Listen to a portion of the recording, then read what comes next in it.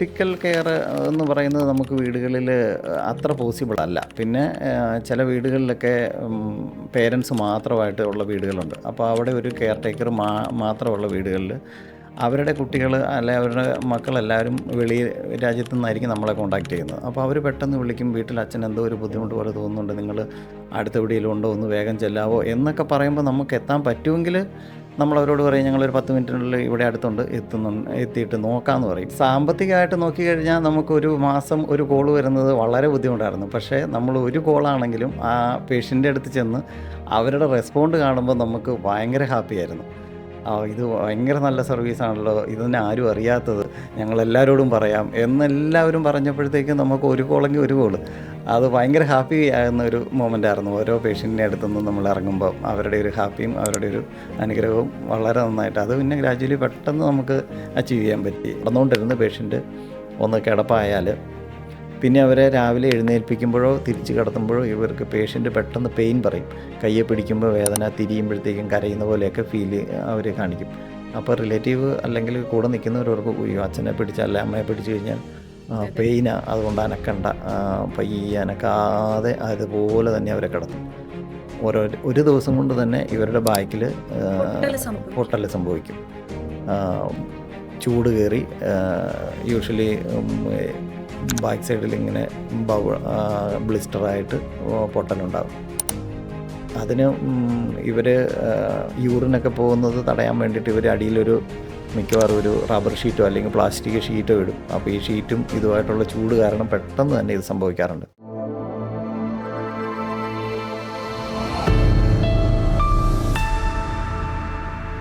Home health care രംഗത്ത് രോഗിയുടെ ജീവിതത്തിൽ പരിചരണം എന്നത് ഒരു സേവനമല്ല, മറിച്ച് മനുഷ്യനോടുള്ള ഒരു ഉത്തരവാദിത്വമാണെന്ന് തെളിയിച്ച വീട്ടിൽ തന്നെ രോഗികൾക്ക് ഒരു നഴ്സിംഗ് പരിചരണം നൽകുന്ന കെയർ ഇൻ നീഡ് എന്ന സ്ഥാപനത്തിൻ്റെ ഉടമ രതീഷ് പി ജിയാണ് ഇന്ന് നമുക്കൊപ്പം ബിസിനസ് വിശേഷങ്ങൾ പങ്കുവയ്ക്കാൻ ചേരുന്നത്. നമസ്കാരം. നമസ്കാരം. എങ്ങനെ പോകുന്നു കെയർ ഇൻ നീഡിൻ്റെ പ്രവർത്തനങ്ങൾ? വളരെ നന്നായിട്ട് പോകുന്നു. കഴിഞ്ഞ ഒരു 7 വർഷമായിട്ട് കൊച്ചിയിൽ ഓൾ ഓവർ ടൗൺ ഏരിയയിൽ നമ്മുടെ സേവനം, നമ്മുടെ സർവീസ് നന്നായിട്ട് പോകുന്നുണ്ട്. കൊറോണയോട് കൂടിയാണ് നമ്മൾ ആരംഭിക്കുന്നത്. ഇപ്പോൾ ഇങ്ങനെ ഒരു കെയർ ഇൻ നീഡ് എന്ന് പറയുന്ന ഒരു സ്ഥാപനം, അത് പൂർണ്ണമായിട്ടും ഒരു എന്താ പറയുക, വീട്ടിൽ തന്നെ രോഗികൾക്ക് ഒരു പരിചരണം നൽകുക എന്നതാണ് അതിൻ്റെ അടിത്തറ. അപ്പോൾ എങ്ങനെയാണ് അതിലേക്ക് താങ്കൾക്കൊരു ശ്രദ്ധ വന്നത്? നമുക്ക് ഇങ്ങനെ ഒരു ബിസിനസ് സ്റ്റാർട്ട് ചെയ്യാം എന്നുള്ളത് വന്നത് എങ്ങനെയാണ്? ഞാൻ ബേസിക്കലി എൻ്റെ പ്രൊഫഷൻ നേഴ്സിംഗ് ആയിരുന്നു. ഞാൻ ഓൾമോസ്റ്റ് 2004 പാസ് ഔട്ടായിട്ടാണ്. ഇപ്പോൾ ഏകദേശം ഒരു 20 വർഷം മേലെ എക്സ്പീരിയൻസ് ആയി. വിദേശത്തും സ്വദേശത്തുമായി പല ഹോസ്പിറ്റലുകളിൽ വർക്ക് ചെയ്തിരുന്നു. ലാസ്റ്റ് 2017 കുവൈറ്റിൽ നിന്ന് നാട്ടിൽ തിരിച്ചെത്തി. എന്തെങ്കിലും ഒരു ബിസിനസ് ചെയ്യണമെന്നൊരാഗ്രഹം ഉണ്ടായിരുന്നു. അപ്പോൾ ഒരു പാഷനായിരുന്നു ഇത്. അത് പ്രൊഫഷണലാക്കി ഒരു ബിസിനസ് രംഗത്തേക്ക് തിരിഞ്ഞതാണ് ഈ കെയർ നീഡിൻ്റെ തുടക്കം. ഇപ്പം നന്നായിട്ട് അത് പോയിക്കൊണ്ടിരിക്കുന്നു. നമ്മൾ ഏതൊരു ബിസിനസ് തുടങ്ങുകയാണെങ്കിലും അതിൻ്റെ ഏറ്റവും പ്രധാനപ്പെട്ട ഒരു വെല്ലുവിളി എന്ന് പറയുന്നത് സമ്പാദ്യമായിരിക്കും, എങ്ങനെ വന്നാലും. പക്ഷേ താങ്കളെ സംബന്ധിച്ച് പ്രൊഫഷനായിരുന്നത് ഒരു നഴ്സിംഗ് ആണ്. അപ്പോൾ സ്വാഭാവികമായിട്ടും ഇത്തരത്തിലൊരു ബിസിനസ്സിലേക്ക് ഇറങ്ങുമ്പോൾ ആ കാര്യങ്ങളിൽ നമുക്ക് മറ്റു ടെൻഷനുകളില്ല. കാരണം നമുക്ക് രോഗികൾക്ക് പരിചരണം കൊടുത്ത് ശീലമുള്ളൊരു വ്യക്തിയാണല്ലോ. അപ്പോൾ ഏതൊരു വ്യക്തിക്കും ഒരു ബിസിനസ് തുടങ്ങണമെങ്കിൽ ആദ്യഘട്ടത്തിൽ ഒരു വെല്ലുവിളിയായിട്ട് വരുന്നത് ഒരു സമ്പാദ്യമായിരിക്കും. പക്ഷേ സാറിനെ സംബന്ധിച്ച് നേഴ്സിംഗ് അറിയാവുന്ന ഒരു വ്യക്തി, രോഗികളെ പരിചരിച്ച ശീലമുണ്ട്. അപ്പോൾ സ്വാഭാവികമായിട്ടും ഇത്തരത്തിലൊരു ഫീൽഡിലേക്ക് ഇറങ്ങുമ്പോൾ മറ്റ് ടെൻഷനുകൾ ഉണ്ടാവില്ല, സമ്പാദ്യം ഒഴിച്ചാൽ.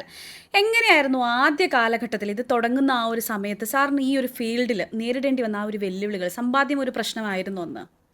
സമ്പാദ്യത്തിലുപരി ഈ ഒരു സർവീസ്, ഇങ്ങനെയുള്ളൊരു സർവീസ് വീടുകളിൽ കിട്ടുമെന്നുള്ള ഒരു കാര്യം ആൾക്കാർക്ക് അറിയത്തില്ല. ആൾക്കാർ ഇങ്ങനെയൊരു സർവീസുകൾ വീട്ടിൽ അവൈലബിൾ ആക്കാൻ പറ്റും അല്ലെങ്കിൽ ഉണ്ട് എന്നുള്ള കാര്യങ്ങൾ അവർക്ക് അറിയത്തില്ലാത്തത് കൊണ്ട് നമുക്ക് നമ്മളെ വിളിക്കുന്നത് വളരെ കുറവായിരുന്നു.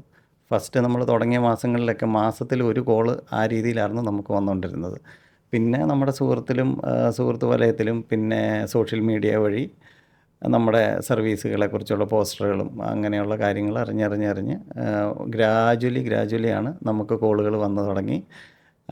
വിളിക്കുന്നവർ വളരെ സാറ്റിസ്ഫൈഡ് ആയതുകൊണ്ട് പിന്നെ അവരുടെ കുടുംബത്തിലോ അവരുടെ സുഹൃത്ത് വലയത്തിലോ എന്തെങ്കിലും ആവശ്യം വന്നാൽ നമ്മളെ റെഫർ ചെയ്തുകൊണ്ട് അങ്ങനെയാണ് നമ്മൾ ഇപ്പോഴ് ഈ രീതിയിലേക്ക് മാറിയത്. മാറിയത്. ഇപ്പൊ ഈ ആദ്യഘട്ടത്തിൽ സാറ് പറഞ്ഞ പോലെ ഒരു കോളൊക്കെ മാസത്തിൽ ഒന്ന് വന്നപ്പോൾ, പ്രത്യേകിച്ച് കോവിഡ് ടൈമിലാണ് ഇത് സ്റ്റാർട്ട് ചെയ്യുന്നത്. അപ്പോൾ ഈ ഒരു കോളെല്ലാം വന്നു കഴിഞ്ഞപ്പോഴത്തേക്കും മനസ്സൊന്നും അടുത്തു പോയിരുന്നു. കാരണം നമുക്ക് ആഗ്രഹിച്ച് മോഹിച്ച് നമ്മളൊരു സംരംഭം ആരംഭിച്ചിട്ട് വിജയത്തിലേക്ക് എത്തുന്നുണ്ടെങ്കിൽ പോലും, പക്ഷെ ഒന്ന് എന്നൊക്കെ പറയുമ്പോൾ മനസ്സ് തളർന്നു പോകുന്ന ആ ഒരു സാഹചര്യം അങ്ങനെ ഉണ്ടായിട്ടുണ്ടോ? സാമ്പത്തികമായിട്ട് നോക്കിക്കഴിഞ്ഞാൽ നമുക്കൊരു മാസം ഒരു കോള് വരുന്നത് വളരെ ബുദ്ധിമുട്ടായിരുന്നു. പക്ഷേ നമ്മൾ ഒരു കോളാണെങ്കിലും ആ പേഷ്യൻ്റെ അടുത്ത് ചെന്ന് അവരുടെ റെസ്പോണ്ട് കാണുമ്പോൾ നമുക്ക് ഭയങ്കര ഹാപ്പിയായിരുന്നു. ഇത് ഭയങ്കര നല്ല സർവീസാണല്ലോ, ഇതിനെ ആരും അറിയാത്തത്, ഞങ്ങളെല്ലാവരോടും പറയാം എന്നെല്ലാവരും പറഞ്ഞപ്പോഴത്തേക്കും നമുക്ക് ഒരു കോളെങ്കിൽ ഒരു കോള് അത് ഭയങ്കര ഹാപ്പി ആകുന്ന ഒരു മൊമെൻ്റായിരുന്നു. ഓരോ പേഷ്യൻ്റെ അടുത്തുനിന്നും നമ്മൾ ഇറങ്ങുമ്പോൾ അവരുടെ ഒരു ഹാപ്പിയും അവരുടെ ഒരു അനുഗ്രഹവും വളരെ നന്നായിട്ട് അത് പിന്നെ ഗ്രാജുവലി പെട്ടെന്ന് നമുക്ക് അച്ചീവ് ചെയ്യാൻ പറ്റി, ഈ ലെവലിലേക്ക് എത്താൻ പറ്റി. ഇപ്പം നമ്മൾ പറയുകയാണെങ്കിൽ ഒരുപാട് ഹോം നഴ്സിംഗ് ഏജൻസീസ് നമുക്ക് ഇന്നത്തെ കാലത്ത് നമ്മുടെ സമൂഹത്തിലുണ്ട്, ഇഷ്ടം പോലെ. അപ്പോൾ കെയർ നീഡ് എങ്ങനെയാണ് ഇതിൽ നിന്ന് വ്യത്യസ്തമായിട്ട് നിൽക്കുന്നത്? നമ്മൾ ഒരാളെ പരിചരിക്കുമ്പോൾ എന്തൊക്കെ കണക്കാക്കിക്കൊണ്ടാണ് അവർക്കൊരു നല്ലൊരു പരിചരണം ആ രോഗിക്ക് നൽകുന്നത്? എങ്ങനെയാണ്? ഇവിടെയാണ് ഇതിൻ്റെ വ്യത്യാസമുള്ളത്. ഹോം നേഴ്സിംഗ് എന്ന് എല്ലാവരും സെർച്ച് ചെയ്യും അല്ലെങ്കിൽ പറയും. ഹോം നേഴ്സിംഗ് യഥാർത്ഥത്തിൽ നമുക്ക് ഈ ഇൻ്റർനെറ്റിലുള്ള അല്ലെങ്കിൽ കേരളത്തിലുള്ള സ്ഥാപനങ്ങളെല്ലാവരും വീടുകളിൽ 24 hours ഒരാളെ നിർത്തുന്ന സർവീസാണ് അവരെല്ലാവരും ചെയ്യുന്നത്. നമ്മൾ ഹോം നേഴ്സിംഗ് എന്ന് പറഞ്ഞാലും വീടുകളിൽ ചെന്ന് കിടപ്പ് രോഗികളാണേലും അല്ലെങ്കിലും അവർക്ക് ടൈം ടു ടൈം ഇഞ്ചക്ഷൻ ചെയ്യാനോ, എല്ലാ ടൈപ്പ് ഇഞ്ചക്ഷൻസ്, പിന്നെ ഫുഡിനുള്ള ട്യൂബ് മൂക്കിലിട്ടിരിക്കുന്നത് ചേഞ്ച് ചെയ്യുക, അല്ലെങ്കിൽ ആക്സിഡൻ്റലി അത് ഊരിപ്പോയാൽ അത് റീഇൻസേർട്ട് ചെയ്യുക, യൂറിൻ ബ്ലോക്കായുള്ളവർക്ക് യൂറിൻ കത്തീറ്റർ ഇട്ട് കൊടുക്കുക, അല്ലെങ്കിൽ മന്ത്ലി വൺസ് അത് ചേഞ്ച് ചെയ്യുന്നത് ചെയ്ത് കൊടുക്കുക. പിന്നെ കിടപ്പ് രോഗികളെ ഹോസ്പിറ്റലിലേക്ക് ഡോക്ടറെ കാണിക്കാൻ കൊണ്ടുപോകാനുള്ള ബുദ്ധിമുട്ടുണ്ടെങ്കിൽ നമ്മൾ ഡോക്ടർ വീട്ടിൽ വന്ന് അവരെ നോക്കി അവർക്കുള്ള മരുന്ന് എഴുതുക. ഇങ്ങനെയുള്ള പ്രൊഫഷണൽ മെഡിക്കൽ കെയറാണ് നമ്മൾ വീടുകളിൽ കൊടുക്കുന്നത്. പിന്നെ യഥാർത്ഥത്തിലൊരു ഹോസ്പിറ്റൽ സർവീസ് ഫുള്ളായിട്ട് നമ്മൾ വീടുകളിൽ ചെയ്തു കൊടുക്കുന്നു. അതാണ് യഥാർത്ഥത്തിൽ ചെയ്യുന്നത്. ഹോം നേഴ്സിംഗ് അല്ല യഥാർത്ഥത്തിലിത്. ഇപ്പോൾ ഇന്നത്തെ കാലത്ത് രോഗിയുടെ ഡിഗ്നിറ്റി, അതുപോലെ തന്നെ പ്രൈവസി, ഇത്തരം കാര്യങ്ങളെല്ലാം നമ്മൾ ശ്രദ്ധിക്കേണ്ട ഒരു ഘട്ടവും കൂടിയാണ്. കോവിഡ് പാൻഡമിക് ആ ഒരു പീരീഡ് കഴിഞ്ഞപ്പോൾ മുതൽ ഒരുപാട് രോഗികൾ, അത് പണ്ടുമുണ്ടെങ്കിൽ പോലും, പക്ഷേ ഇപ്പോൾ കണക്കിൽ കുറച്ച് കൂടുതലാണ് അസുഖബാധിതരായിട്ടവരുടെ എണ്ണം. അപ്പോൾ ഇത്തരം കാര്യങ്ങളിൽ ഒരു രോഗിയുടെ ഡിഗ്നിറ്റി, പ്രൈവസി, ഇതൊക്കെ എങ്ങനെയാണ് നിങ്ങൾ മാനേജ് ചെയ്ത് ആ രോഗിയെ പരിചരിക്കുന്നത്?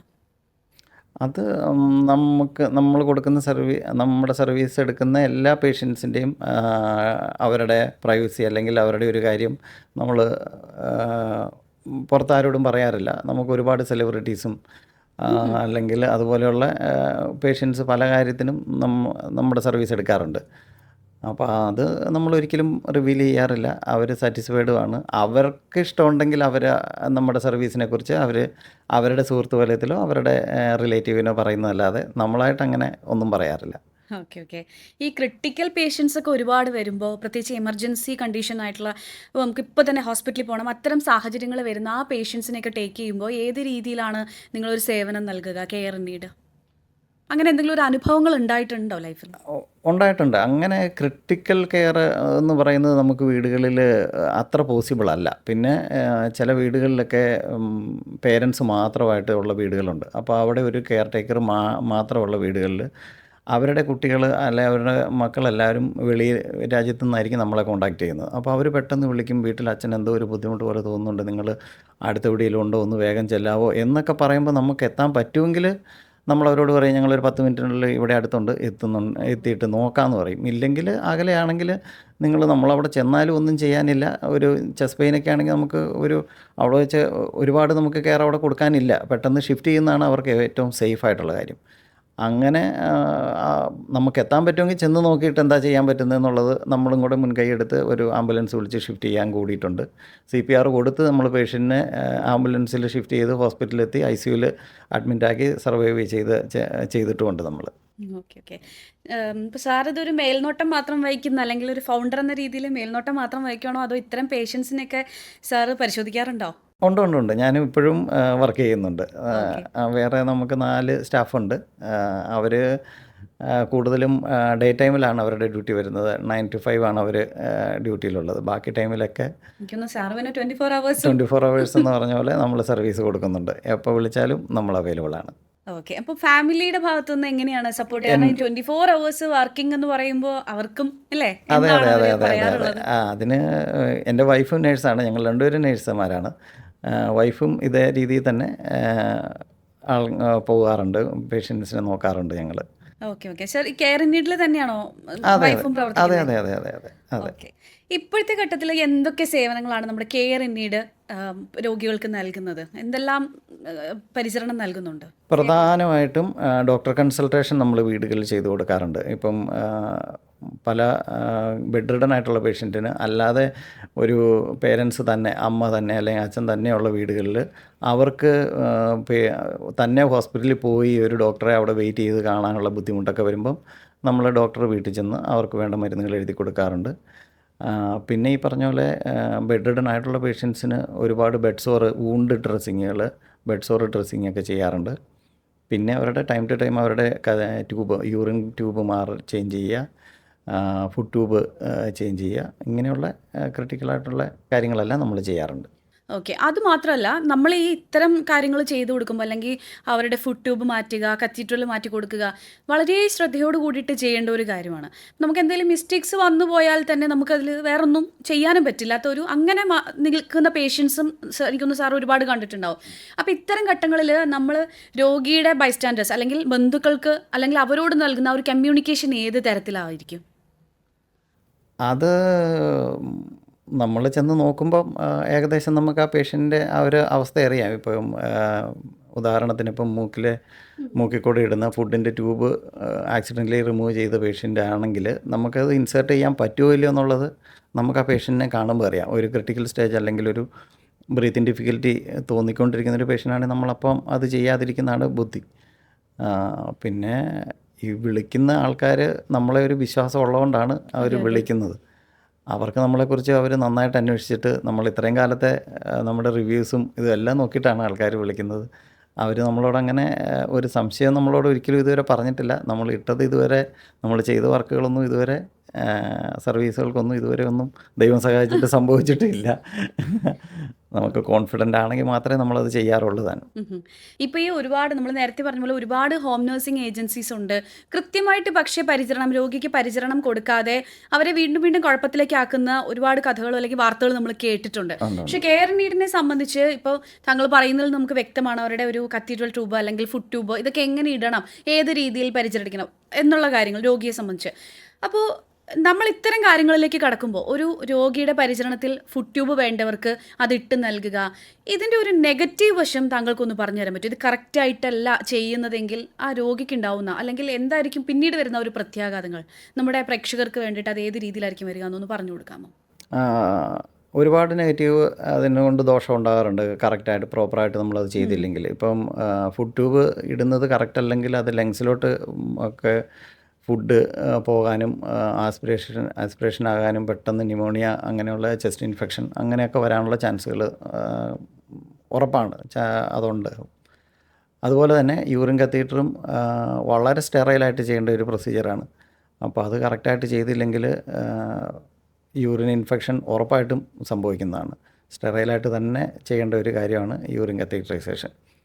കിടപ്പ് രോഗികൾക്കെല്ലാവർക്കും യൂറിൻ ഇൻഫെക്ഷൻ ഉണ്ടെന്ന് പറയും. അതിനൊരു മെയിൻ കാരണം കത്തീറ്ററൈസേഷൻ സ്റ്റെറൈൽ ആയി ചെയ്യാത്തത് കൊണ്ട് മാത്രം സംഭവിക്കുന്നതാണ്. ഓക്കെ. ഇപ്പോൾ ഏതെങ്കിലും ഒരു ഘട്ടത്തിൽ ഇതുപോലെ ഒരു പേഷ്യൻറ്റിനെ കാണാൻ പോയപ്പോൾ ഇത്തരം സാഹചര്യങ്ങൾ എപ്പോഴെങ്കിലും നേരിടേണ്ടി വന്നിട്ടുണ്ടോ? അല്ലെങ്കിൽ ഇത് കറക്റ്റായിട്ടല്ല ചെയ്തിരിക്കുന്നത്, ഇത് പ്രോപ്പറായിട്ട് ചെയ്താൽ മാത്രമാണ് രോഗിക്ക് തിരിച്ചുവരവുണ്ടാവുള്ളൂ, അങ്ങനെ ഏതെങ്കിലും ഒരു സാഹചര്യം ഈ കാലഘട്ടത്തിനിടയിൽ എപ്പോഴെങ്കിലും ഉണ്ടായിട്ടുണ്ടോ അനുഭവം? ഇല്ല, കത്തീറ്ററൈസേഷൻ പ്രോപ്പർ സ്റ്റെറൈൽ അല്ലാതെ ചെയ്തതുകൊണ്ട് യൂറിൻ ഇൻഫെക്ഷൻ ഒരുപാട് പേഷ്യൻറ്റിനെ നമ്മൾ കണ്ടിട്ടുണ്ട്. പക്ഷേ ഈ പറഞ്ഞ പോലെ ഫുഡ് ട്യൂബ് ഇട്ടിട്ട് പിന്നെ നമ്മൾ പോയി പിന്നീട് ചെന്ന് കാണുമ്പോൾ ആ പേഷ്യൻറ്റിന് അത് നേരത്തെ ലങ്സിലാണ് ഇട്ടതെന്ന് അങ്ങനെ വരാനൊരു ചാൻസ് ഇല്ല. കാരണം അത് റോങ് ആയിട്ട് ഇട്ടിട്ടുണ്ടെങ്കിൽ ആ പേഷ്യൻറ്റ് 2-3 ദിവസത്തിനുള്ളിൽ തന്നെ ഹോസ്പിറ്റലിലോട്ട് ഷിഫ്റ്റ് ചെയ്യേണ്ടി വരും. അപ്പോൾ അങ്ങനെ ഒരു അവസ്ഥ നമുക്ക് അങ്ങനെ വന്നിട്ടില്ല. കത്തീഡ്രൈസേഷൻ പ്രോപ്പർ അല്ലാത്തതിൻ്റെ ഒരുപാട് ദൂഷ്യഫലങ്ങൾ നമ്മൾ കാണാറുണ്ട്. കണ്ടിട്ടുണ്ട്. ഇപ്പോൾ കെയർ ഇൻ നീഡിനെ സംബന്ധിച്ച് ആദ്യഘട്ടത്തിൽ ഒരൊറ്റ കോളിൽ വെച്ചിട്ടൊക്കെ ഈ സംരംഭം മുന്നോട്ട് കൊണ്ടുപോയിട്ടുള്ള ഒരു വ്യക്തിയാണ്. പിന്നീട് റെഫർ ചെയ്ത് അല്ലെങ്കിൽ ആളുകൾ അറിഞ്ഞ് വീണ്ടും വീണ്ടും താങ്കളുടെ അടുത്തേക്ക് ഒരുപാട് പേഷ്യൻസ് എത്തിയിട്ടും ഉണ്ട്. അപ്പോൾ നമ്മൾ എങ്ങനെയാണ് കെയർ ഇൻ നീഡിനെ സമീപിക്കുമ്പോൾ ഒന്ന് ബുക്ക് ചെയ്യുക, ഇത്തരം കാര്യങ്ങളൊക്കെ നമ്മൾ ഏത് രീതിയിലാണ് പ്രൊവൈഡ് ചെയ്യുന്നത് ആളുകൾക്ക്? നമുക്കങ്ങനെ ബുക്കിംഗ് ചെയ്യാനോ അല്ലെങ്കിൽ നമ്മുടെ സർവീസ് എടുക്കാനോ വലിയ ഫോർമാലിറ്റികളൊന്നുമില്ല. നമ്മുടെ 2 നമ്പറുകൾ 24 ഹവേഴ്സ് ഓപ്പണാണ്. എപ്പോൾ വിളിച്ചാലും നമുക്ക് അവൈലബിൾ ആണ്. നമ്മൾ വിളിക്കുക, നമ്മുടെ സ്റ്റാഫ് അല്ലെങ്കിൽ നമ്മൾ എവിടെയെങ്കിലും വേറൊരു പേഷ്യൻ്റെ അടുത്ത് ആണെങ്കിൽ അത് കഴിഞ്ഞ് വേറെ ആരെങ്കിലും പറഞ്ഞിട്ടുണ്ടെങ്കിലുള്ള 1-2 മണിക്കൂറിൻ്റെ താമസം, അല്ലെങ്കിൽ നമ്മൾ ഫ്രീ ആണെങ്കിൽ വിത്തിൻ ഹാഫ് ആൻ അവർ അവരുടെ പ്രിമിസസിൽ നമ്മൾ എത്താൻ സാധിക്കാറുണ്ട്. ഇപ്പോൾ നിലവിലപ്പോൾ നമ്മുടെ കൊച്ചിയിൽ മാത്രമാണോ കെയർ ഇൻ നീഡിൻ്റെ സേവനങ്ങളുള്ളൂ? അതെ, കൊച്ചി ടൗൺ മാത്രം. ഇനി അപ്പോൾ എങ്ങനെയാണ് വിപുലീകരിക്കാനുള്ള ഒരു പദ്ധതി, ഏത് രീതിയിലാണ്, അങ്ങനെ പ്ലാൻ ഉണ്ടോ മനസ്സിൽ? ഉണ്ട്, ഓഫ് കോഴ്സ്.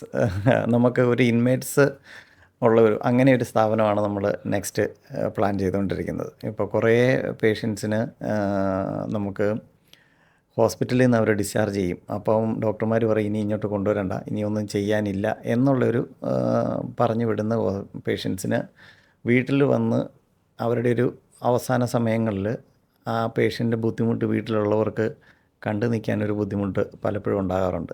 അപ്പോൾ അവർക്ക് വീണ്ടും ഹോസ്പിറ്റലിലോട്ട് കൊണ്ടുപോകാൻ ബുദ്ധിമുട്ടുണ്ട്. ചെന്നാൽ അവർ ഉറപ്പായിട്ടും ICUലോട്ട് ഷിഫ്റ്റ് ചെയ്യും. അവർക്ക് കൂടെ നിൽക്കുന്നവർക്കത് അടുത്ത് നിൽക്കാൻ പറ്റാതെ വരും. അങ്ങനെയുള്ളൊരു സാഹചര്യം. എന്നാൽ അവർക്കൊന്നും ചെയ്യാതെ ഇങ്ങനെ കിടക്കുന്ന ഒരു ബുദ്ധിമുട്ടെന്ന് കാണാൻ ബുദ്ധിമുട്ട്. അങ്ങനെയുള്ള ഇത് പരിഹരിക്കാൻ വേണ്ടി നമുക്കൊരു ഹൗസ് പീസ് എന്നുള്ളൊരു കൺസെപ്റ്റ് നമ്മൾ പ്ലാൻ ചെയ്യുന്നുണ്ട്. അപ്പോൾ അവർക്ക് റിലേറ്റീവിന് അടുത്തിരിക്കുകയും ചെയ്യാം. എന്നാൽ നമുക്ക് കൊടുക്കേണ്ട പരിചരണങ്ങൾ അവിടെ ഒരു ICUവിലെ കൊടുക്കുന്ന പോലെയുള്ള പരിചരണങ്ങൾ നമ്മളവിടെ കൊടുത്തുകൊണ്ടുള്ള ഒരു കൺസെപ്റ്റ് നമ്മൾ പ്ലാൻ ചെയ്തുകൊണ്ടിരിക്കുന്നു.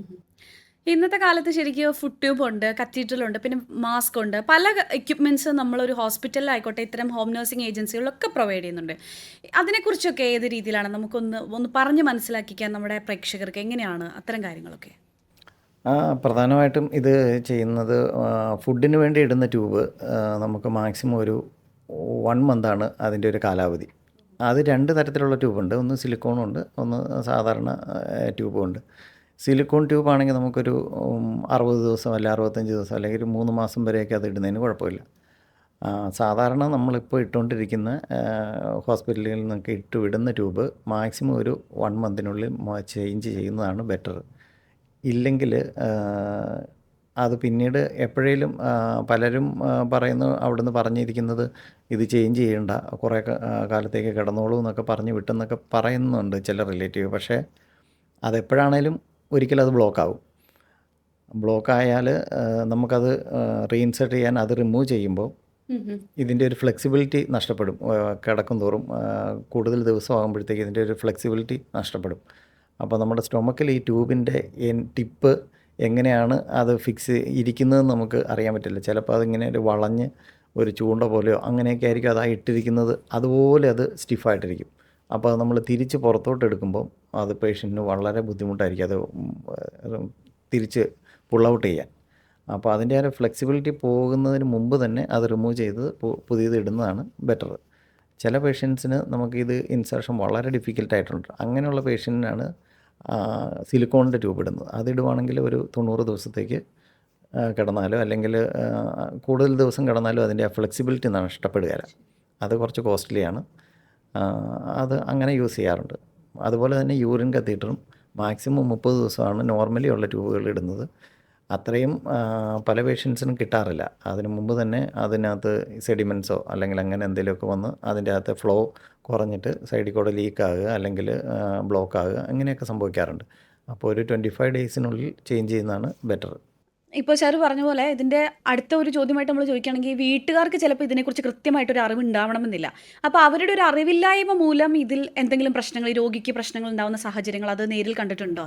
പലപ്പോഴും ഉണ്ടായിട്ടുണ്ട്. ഒന്നാമത് ഈ റിലേറ്റീവ് അല്ലെങ്കിൽ നോക്കാൻ നിൽക്കുന്നവരുടെ ഒരു മനസ്സെന്ന് പറഞ്ഞാൽ കിടപ്പ് രോഗിയല്ലേ, അവർക്ക് ഭക്ഷണം വേണ്ടേ എന്നുള്ള ഒരു ചിന്ത ഇവർക്ക് എപ്പോഴും ഉണ്ടാകും. അവരപ്പോൾ രാവിലെ മുതൽ ഫീഡിങ് സ്റ്റാർട്ട് ചെയ്യുകയാണ്. കുറേശ്ശെ കുറേശ്ശെ വെള്ളമായിട്ടും കരിക്കും വെള്ളം, ജ്യൂസ്, കഞ്ഞി അടിച്ചത്, സൂപ്പ്, ഇങ്ങനെ പല രീതിയിൽ ഇങ്ങനെ കിടക്കുന്ന രോഗികൾക്ക് കുറച്ച് കുറേശ്ശെ വായിക്കൂടെ ഒഴിച്ച് കൊടുത്തുകൊണ്ടിരിക്കും. അവർ ഉറങ്ങുന്ന സമയത്തും കുറച്ച് കുടിക്കുക. ഇവരൊരു ഗ്ലാസ്സിനകത്തെടുത്ത് ഒരു 4 സ്പൂൺ കൊടുക്കുമ്പം ഒന്നെങ്കിൽ അവർ ചുമയ്ക്കും, അപ്പോൾ അവർ നിർത്തും. വീണ്ടും കുറേ കഴിയുമ്പം മുമ്പേ കൊടുത്തിട്ട് ഒന്നും കഴിച്ചില്ലെന്നും പറഞ്ഞ് വീണ്ടും ഒഴിച്ച് കൊടുക്കും. ഇങ്ങനെ കണ്ടിന്യൂസ് ഇവർ കൊടുക്കും.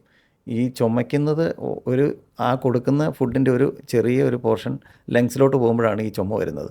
അങ്ങനെ പല പ്രാവശ്യമായിട്ട് ഇവർ ലങ്സിലേക്ക് ഈ ഫീഡ് പോയി ചെസ്റ്റ് ഇൻഫെക്ഷനൊക്കെ വരുന്നത് സാധാരണമായിട്ട് കാണാറുള്ള ഒരു കാര്യം. പിന്നെ ഈ കിടപ്പ് രോഗികൾ, ബെഡ് റിഡൻ ആയിട്ടുള്ള ഈ കിടപ്പ് രോഗികൾ ഇവരോട് റിലേറ്റീവിനോട് ഇപ്പോൾ എന്തോരം കൊടുത്തു എന്ന് ചോദിക്കുമ്പം നമ്മളൊരു സാധാരണ വർക്ക് ചെയ്തുകൊണ്ട് നടക്കുന്ന ഒരു മനുഷ്യൻ കഴിക്കുന്നത് കൂടുതൽ ഇവർ ഓൾറെഡി ഇവർക്ക് ഫീഡായിട്ട് കൊടുക്കുന്നുണ്ട്. വെറുതെ കിടക്കുന്ന ഒരു പേഷ്യൻ്റ് മിക്കവാറും പല വീട്ടിലും ഓവർ ഫീഡാണ് ഈ ബെഡ് റിഡൻ പേഷ്യൻ്റ് ഇവർ ചെയ്തുകൊണ്ടിരിക്കുന്നത്. രണ്ടാമത് ബെഡ് സോർ ഉണ്ടാകുന്നത്, അത് പ്രധാനമായിട്ടൊരു സംഭവിക്കുന്ന ഒരു കാര്യമാണ്. പേഷ്യൻ്റ് എന്തെങ്കിലും ഒരു സംഭവിച്ചാൽ 2 ദിവസം കിടപ്പായി നടന്നുകൊണ്ടിരുന്ന പേഷ്യൻ്റ് ഒന്ന് കിടപ്പായാൽ പിന്നെ അവരെ രാവിലെ എഴുന്നേൽപ്പിക്കുമ്പോഴോ തിരിച്ച് കിടത്തുമ്പോഴോ ഇവർക്ക് പേഷ്യൻ്റ് പെട്ടെന്ന് പെയിൻ പറയും. കയ്യെ പിടിക്കുമ്പോൾ വേദന, തിരിയുമ്പോഴത്തേക്കും കരയുന്ന പോലെയൊക്കെ അവർ കാണിക്കും. അപ്പോൾ റിലേറ്റീവ് അല്ലെങ്കിൽ കൂടെ നിൽക്കുന്നവർക്ക് അയ്യോ അച്ഛനെ പിടിച്ചാൽ അമ്മയെ പിടിച്ചു കഴിഞ്ഞാൽ പെയിനാ, അതുകൊണ്ട് അനക്കണ്ട, പയ്യെ അനക്കാതെ അതുപോലെ തന്നെ അവരെ കിടത്തും. ഒരു ദിവസം കൊണ്ട് തന്നെ ഇവരുടെ ബാക്കിൽ പൊട്ടൽ സംഭവിക്കും. ചൂട് കയറി യൂഷ്വലി ബാക്ക് സൈഡിൽ ഇങ്ങനെ ബ്ലിസ്റ്ററായിട്ട് പൊട്ടലുണ്ടാകും. അതിന് ഇവർ യൂറിനൊക്കെ പോകുന്നത് തടയാൻ വേണ്ടിയിട്ട് ഇവർ അടിയിലൊരു മിക്കവാറും ഒരു റബ്ബർ ഷീറ്റോ അല്ലെങ്കിൽ പ്ലാസ്റ്റിക് ഷീറ്റോ ഇടും. അപ്പോൾ ഈ ഷീറ്റും ഇതുമായിട്ടുള്ള ചൂട് കാരണം പെട്ടെന്ന് തന്നെ ഇത് സംഭവിക്കാറുണ്ട്. അങ്ങനെ സംഭവിച്ചാൽ ഇവരത് തിരിച്ച് കിടത്തിയിട്ട് ആ സ്കിൻ പീലായിട്ട് എന്തെങ്കിലും ഒരു ഓയിൽമെൻറ്റ് എന്തെങ്കിലും അപ്ലൈ ചെയ്യും. 2 ദിവസം കഴിയുമ്പോൾ അതൊരു ഡാർക്ക് ഷെയ്ഡാവും, കറുത്ത് വരും. ഇവർ പെട്ടെന്ന് അത് ഓർക്കുന്നത് അത് തൊലി പോയിരുന്നു, അതിപ്പോൾ കരിഞ്ഞിട്ടുണ്ടെന്ന് ഓർക്കും. യഥാർത്ഥത്തിൽ അത് ആ കറുത്ത് വരുന്നത് കരിയുന്നതല്ല, അതൊരു പാട പോലെ സംഭവിക്കുന്നതാണ്. അതിൻ്റെ അടിയിൽ വീണ്ടും പഴുപ്പ് ഇൻഫെക്റ്റഡ് ആയിക്കൊണ്ടേയിരിക്കും. അപ്പോൾ പുറത്തുനിന്ന് നോക്കുമ്പോൾ നമ്മളത് ടച്ച് ചെയ്താൽ പോലും അത് നല്ല ഹാർഡായിട്ടിരിക്കും. ഒരു 3, 4, 5 ദിവസം കഴിയുമ്പോഴത്തേക്കും അടിയിൽ ഇൻഫെക്ഷൻ കയറി അകത്ത് വലിയൊരു വൂണ്ടായിക്കൊണ്ടിരിക്കുകയാണ്.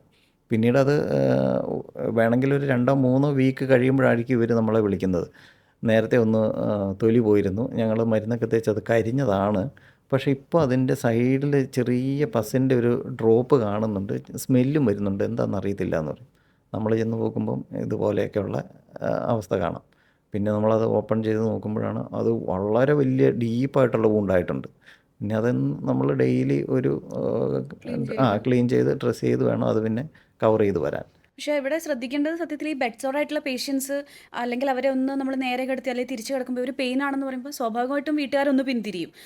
അപ്പോൾ അത് മറികടന്ന് നമ്മൾ അവരെ അവരുടേതായ രീതിയിലൊന്ന് തിരിച്ച് അല്ലെങ്കിൽ സ്ട്രെയിറ്റ് ആയിട്ട് അങ്ങനെ മാറ്റി കിടത്തണം എന്നാണോ അതിൻ്റെ ഒരു പ്രതിവിധി? അതെ അതെ അതെ, നമ്മളാണെങ്കിലും ഒരു ലോങ് യാത്ര കഴിഞ്ഞ് നമ്മൾ എഴുന്നേൽക്കുമ്പോഴത്തേക്ക് നമ്മുടെ കാലിലും കൈക്കും ഒക്കെ ഒരു ചെറിയ വേദന, അതുപോലെ ഇവർ കണ്ടിന്യൂസ് കിടക്കുമ്പോൾ ഇവർക്കും ചെറിയൊരു പെയിൻ ഇവരുടെ ബോഡിക്ക് കാണും. അത് മൈൻഡ് ചെയ്യാതെ ഇവരെ ഒരു 2 ഹവറിൽ പൊസിഷൻ ചേഞ്ച് ചെയ്യുക, ബാക്കിൽ നന്നായിട്ട് മോയ്സ്ചറൈസ് ചെയ്ത് സ്കിന്ന് ഡ്രൈ ആകാതെ നോക്കുക. അങ്ങനെയുള്ള കാര്യങ്ങളൊക്കെ ചെയ്തില്ലെങ്കിൽ ഉറപ്പായിട്ടും ബെഡ് സോർ സംഭവിക്കും. സംഭവിച്ചു കഴിഞ്ഞാൽ പിന്നെ അത് കരിയുക എന്നുള്ളത് ഭയങ്കര ബുദ്ധിമുട്ടുള്ള കാര്യമാണ്. ഓക്കെ. നമ്മളുടെ ഈ കെയർ ഇൻ നീഡിൽ സൈക്കോളജിസ്റ്റിൻ്റെ ഒരു സേവനമുണ്ട്. നമ്മുടെ സൈറ്റ് നോക്കിക്കഴിഞ്ഞാൽ നമുക്ക് അറിയാൻ സാധിക്കും. സൈക്കോളജിസ്റ്റിൻ്റെ സേവനം കൂടി നമുക്കിവിടെ അവൈലബിൾ ആയിട്ടുണ്ട്. അപ്പോൾ അതെങ്ങനെയാണ്? അത്തരത്തിൽ ആരെങ്കിലും സമീപിച്ചിട്ടുണ്ടോ? ഒരുപാട് പേരുണ്ട്. അതും ഇതുപോലെ തന്നെ നമ്മുടെ നാട്ടിലിപ്പം പേരൻസ് മാത്രമാണ് നമ്മൾ പോകുന്ന പകുതി വീടുകളിലും 3/4 വീടുകളിലും പേരൻസ് മാത്രമേ ഉള്ളൂ. എല്ലാ വീടുകളിലും മക്കൾ എബ്രോഡായിരിക്കും.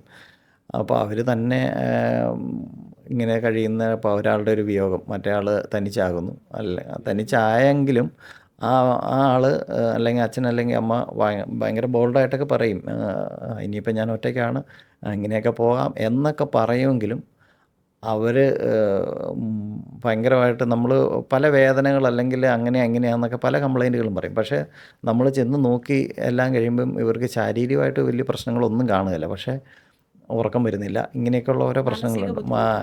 അത് ഒരു ഒരു പ്രാവശ്യം നമ്മളിങ്ങനെ ഒരു സൈക്കോളജിസ്റ്റുമായിട്ട് സംസാരിച്ച് കഴിഞ്ഞപ്പം അവർ ഇവരുമായിട്ടൊന്ന് ഇൻട്രാക്ട് ചെയ്യാനുള്ളൊരു അവസരം കൊടുത്തു. അങ്ങനെ ഒന്ന് സംസാരിച്ചപ്പോഴാണ് ഇവർക്ക് മാനസികമായിട്ട് വളരെ സങ്കടവും ബുദ്ധിമുട്ടും അനുഭവിക്കുന്നതാണ്. അതവർ പറഞ്ഞ് അവർ തമ്മിൽ പിന്നെ അവർ തമ്മിൽ പല കൂടിക്കാഴ്ചകൾ നടന്നു കഴിഞ്ഞപ്പോഴത്തേക്കും അവർ ഭയങ്കര ഫ്രീ ആയി. പ്രായമായവരാണോ കൂടുതൽ? പ്രായമായവർ ഒരു 60 വയസ്സിന് മേലെയുള്ള പലർക്കും ഇതിൻ്റെ ഒരു ആവശ്യം മനസ്സിലാക്കിക്കൊണ്ട് ഞങ്ങളിപ്പോൾ ആ ഒരു സർവീസ് നമ്മൾ കൊടുക്കാറുണ്ട്. അവർ ഇവരുമായിട്ട് സംസാരിക്കുമ്പം അവർക്ക് ഭയങ്കര ഫ്രീ ആകാറുണ്ട്. അവർ ഭയങ്കര ചേഞ്ച് നമുക്ക് കാണാൻ കഴിയുന്നുണ്ട് അവർക്ക്. അപ്പൊ അതായത് ഈ ആദ്യഘട്ടത്തിൽ കാണുന്ന ഒരു പ്രായമായ വ്യക്തിയെയും അല്ലെങ്കിൽ അതിനുശേഷം ഒരു സൈക്കോളജിസ്റ്റിനെ കണ്ട് കൺസൾട്ട് ചെയ്തതിന് ശേഷവും ആ ഒരു വ്യക്തിയെ കാണുമ്പോൾ ആ ഒരു മാറ്റം അത് നമുക്ക് ഏത് ഫീൽ രീതിയിൽ ചെയ്യും. മനസ്സിലാക്കാൻ സാധിക്കും? നന്നായിട്ട് വ്യത്യാസമാകും. ആദ്യമേ അവർ ഇനിയൊന്നും ചെയ്യാനില്ല എന്നുള്ള ഒരു ഫീലിലായിരിക്കും. പിന്നെ ഇവരുമായിട്ടുള്ള ഇൻട്രാക്ഷനൊക്കെ കഴിഞ്ഞ് ഒരു 3-4 സിറ്റിംഗ് അവർ തമ്മിൽ കഴിഞ്ഞ് കഴിഞ്ഞാൽ പിന്നെ അവർ ഭയങ്കര ഹാപ്പി ആയിട്ട് മക്കളെ വിദേശത്തോട്ട് വിളിക്കുന്നു. അങ്ങനെയുള്ള കാര്യങ്ങളൊക്കെ അവർ ഭയങ്കര ഹാപ്പി ആയിട്ട് സർവൈവ് ചെയ്യുന്നത് നമ്മൾ കാണാറുണ്ട്. Okay okay. നമ്മുടെ ഈ വിദേശ രാജ്യങ്ങളിലൊക്കെ ഒരുപാട് പേര് ഇവിടുന്ന് നമ്മുടെ കേരളത്തിൽ നിന്നൊക്കെ അങ്ങോട്ട് പോകും. കാരണം നേഴ്സിംഗ് ജോബിന് ഭയങ്കര സാധ്യതയാണ്, നല്ല ശമ്പളം കിട്ടും.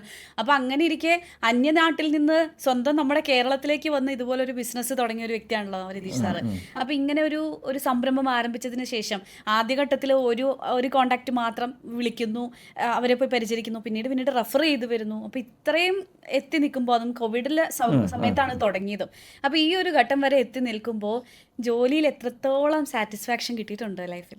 തീർച്ചയായിട്ടും വളരെ സാറ്റിസ്ഫൈഡ് ആയിട്ടുള്ള ഒരു ഒരു ഫീലിംഗ് ആണ് ഇപ്പോൾ ഞങ്ങൾക്കുള്ളത്.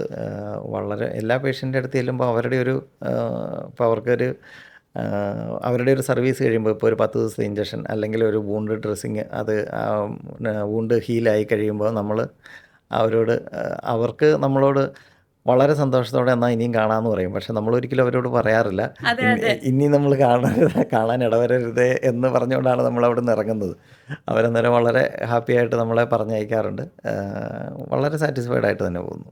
നമ്മുടെ ഈ സമൂഹത്തിൽ ഈ പാലിയേറ്റീവ് കെയർ എന്ന് പറയുന്ന ഒന്നുകൂടെ ഉണ്ടല്ലോ. അപ്പോൾ ആ ഒരു സംരംഭം അല്ലെങ്കിൽ ആ ഒരു കാര്യം എങ്ങനെയാണ് പ്രവർത്തിക്കുന്നത്? പാലിയേറ്റീവ് കെയർ എന്ന് പറയുന്നത് നമ്മൾ വീടുകളിൽ പോയി നോക്കുന്ന എല്ലാ യൂണിറ്റുകളെയും പാലിയേറ്റീവ് കെയർ എന്നാണ് ഇപ്പോൾ നമ്മൾ പറഞ്ഞുകൊണ്ടിരിക്കുന്നത്. പക്ഷേ യഥാർത്ഥത്തിൽ ഒരു പാലിയേറ്റീവ് കെയർ അല്ലെ പാലിയേറ്റീവ് കൺസെപ്റ്റ് എന്ന് പറഞ്ഞു കഴിഞ്ഞാൽ ഒരു ബെഡ്രിഡൻ ആയിട്ടുള്ളൊരു പേഷ്യൻറ്റിനെ കംഫർട്ടായിട്ട് വീട്ടിൽ നോക്കുക എന്നുള്ളതാണ് അതിൻ്റെ ഒരു കൺസെപ്റ്റ്. ഇപ്പം ക്യാൻസറിൻ്റെയൊക്കെ 4th സ്റ്റേജ്, എൻഡ് സ്റ്റേജൊക്കെ ആയിക്കഴിഞ്ഞാൽ അവർക്ക് ചിലപ്പം ഹോസ്പിറ്റലിൽ നിന്ന് ഇനി ഒന്നും ചെയ്യാനില്ല എന്നുള്ള രീതിയിൽ വീട്ടിലേക്ക് പറഞ്ഞു വിടും.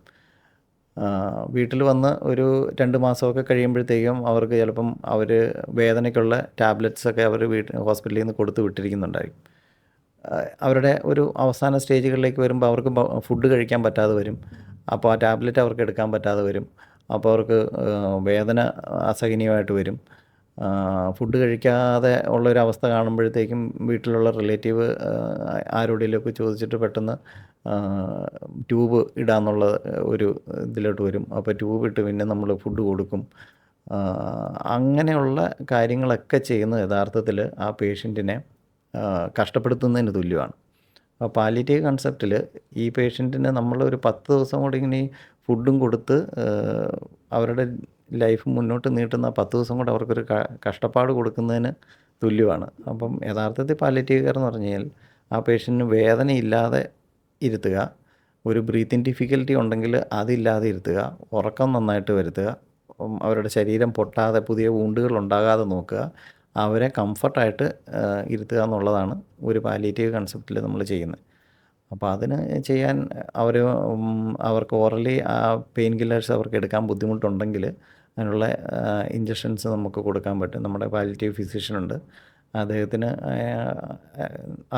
നിർദ്ദേശത്തിൽ നമ്മൾ നല്ല സ്ട്രോങ് ആയിട്ടുള്ള പെയിൻ കില്ലേഴ്സ് ഇഞ്ചക്ഷനായിട്ട് നമുക്ക് കൊടുത്ത് ആ പേഷ്യൻറ്റിനെ വളരെ കംഫർട്ടായിട്ട് വീട്ടിൽ റിലേറ്റീവിനോ അല്ലെങ്കിൽ കൂടെ നിൽക്കുന്നവർക്ക് കണ്ടു നിൽക്കാൻ ബുദ്ധിമുട്ടുള്ള ഒരു സ്റ്റേജിൽ നിന്ന് വളരെ പീസ്ഫുള്ളായിട്ട് ആ പേഷ്യൻ്റ് കിടക്കുന്ന ഒരു കംഫർട്ടായിട്ട് നമുക്ക് കിടത്തി ആ പേഷ്യൻ്റെ ഒരു അവസാനം നമുക്ക് നന്നായിട്ട് തന്നെ നമുക്ക് പരിചരിക്കാൻ പറ്റുന്നുണ്ട്.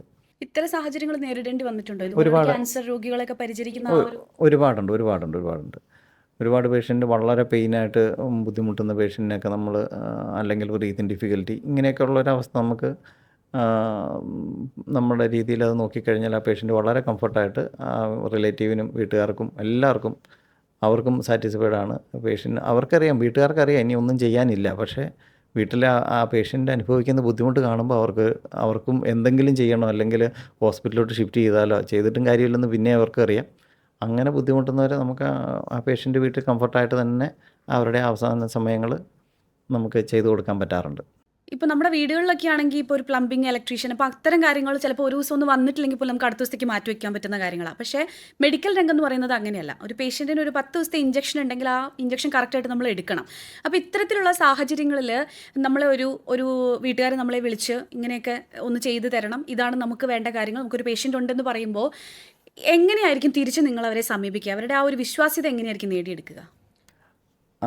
അത് മെഡിക്കൽ രംഗത്ത് വളരെ ഇമ്പോർട്ടൻ്റ് ആയിട്ടുള്ളൊരു കാര്യമാണ്. അതായത് ഒരു പേഷ്യൻ്റ് ഡിസ്ചാർജായി വരുമ്പം അവർക്ക് 3 നേരം ഇഞ്ചക്ഷൻ അല്ലെങ്കിൽ 4 നേരം ഇഞ്ചക്ഷനൊക്കെ ഹോസ്പിറ്റലിൽ നിന്ന് പറയാറുണ്ട്. ഹോസ്പിറ്റലിൽ അഡ്മിറ്റ് ആണെങ്കിൽ അത് ആ ടൈമിൽ അവിടെ റൂമിൽ നേഴ്സുമാർ വന്ന് അത് ചെയ്തോളും. വീട്ടിലോട്ട് പോന്നാൽ രാത്രി 12 മണി, രാവിലെ 6 മണി, ഉച്ചയ്ക്ക് 12 മണി, വൈകുന്നേരം 6 മണി, അല്ല അങ്ങനെ ഒരു 6 അവേർലി ഇഞ്ചക്ഷൻ അല്ലെങ്കിൽ 8 അവേർലി ഇഞ്ചക്ഷനൊക്കെ ഒരു 7 ദിവസത്തേക്കോ അല്ലെങ്കിൽ 1 വീക്ക്, ഒരു 15 ദിവസത്തേക്കൊക്കെ പറഞ്ഞു വരുന്നവരെ നമ്മളോട് ചോദിക്കാറുണ്ട്, നിങ്ങളത് വന്നെടുക്കുമോ, സമയത്ത് വന്നെടുക്കുമോ.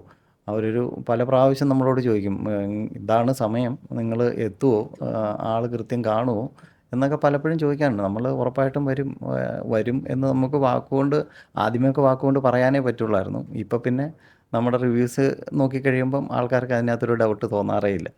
നമ്മൾ 7 വർഷമായിട്ട് ഇപ്പോൾ ഈ ഫീൽഡിൽ നിൽക്കുന്നതുകൊണ്ട് ആരും അങ്ങനെ ഇതുവരെ അങ്ങനെ ഒരു നമുക്കൊരു ടൈം നമ്മുടെ കയ്യിൽ നിന്ന് ഇതുവരെ സംഭവിച്ചിട്ടില്ല ഇത്രയും കാലത്തിനോടിടയ്ക്ക്. എനിക്കൊന്ന് കൂടുതലും ഈ റെഫർ ചെയ്ത് വരുന്ന ആളുകളാണ് അല്ലേ? നമുക്ക് പ്രത്യേകിച്ച് മാർക്കറ്റിംഗ് ഒന്നും ചെയ്യണ്ട, റെഫർ ചെയ്ത് വരുന്ന ആ ഒരു. അതുപോലെ തന്നെ ഈ IVF ട്രീറ്റ്മെൻറ്റ് ചെയ്യുന്ന ആൾക്കാർ അവരുടെ ഹോർമോൺ ഇഞ്ചക്ഷൻസ് ഇന്നെടുക്കുന്ന അതേ സെയിം ടൈമിൽ തന്നെയാണ് ഒരു 15 ദിവസത്തേക്ക് അല്ലെങ്കിൽ ഒരു 20 ദിവസത്തേക്ക് കറക്റ്റ് ടൈമിൽ എടുക്കേണ്ടതാണ് ഇഞ്ചക്ഷൻസാണ്. അത് നമ്മൾ ഒരു ദിവസം 7-8 പേഷ്യൻറ്റിനൊക്കെ ഒരു ദിവസം നമ്മൾ ചെയ്തുകൊണ്ടിരിക്കുന്നുണ്ട്.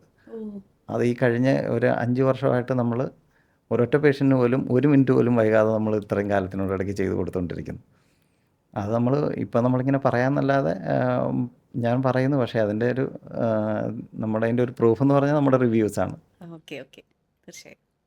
മെഡിക്കൽ രംഗത്ത് കെയർ നീഡിൻ്റെ പ്രധാന പങ്കുകളാണ് ഇന്ന് നമ്മളോട് അതിൻ്റെ സ്ഥാപകനായ രതീഷ് PG പങ്കുവച്ചത്.